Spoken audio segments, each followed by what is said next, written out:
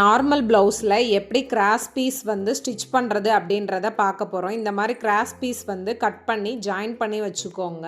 ஃபஸ்ட்டில் இந்த மாதிரி அதை ரெண்டாக மடித்து அதுக்கப்புறம் அந்த ஸ்டார்ட் பண்ணுற இடத்துலையும் ஒரு மடிப்பு மடித்து நான் வீடியோவில் காமிச்ச மாதிரி ப்ளவுஸோடு சேர்த்து அட்டாச் பண்ணி எடுத்துக்கோங்க. இப்போ மிஷினில் ஸ்டிச் பண்ணும்போது அதில் 1/4 இன்ச் கேப்பில் வந்து நம்ம ஸ்டிச் பண்ண ஆரம்பிக்கணும்.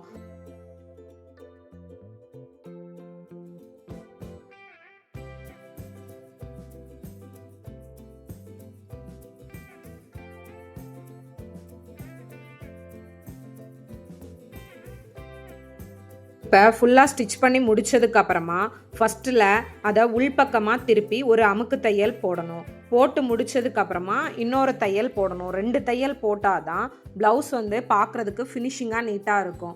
வீடியோ உங்களுக்கு பிடிச்சிருந்துச்சுன்னா லைக் பண்ணுங்கள். நம்ம சேனலை மறக்காமல் சப்ஸ்கிரைப் பண்ணிக்கோங்க. Bye guys.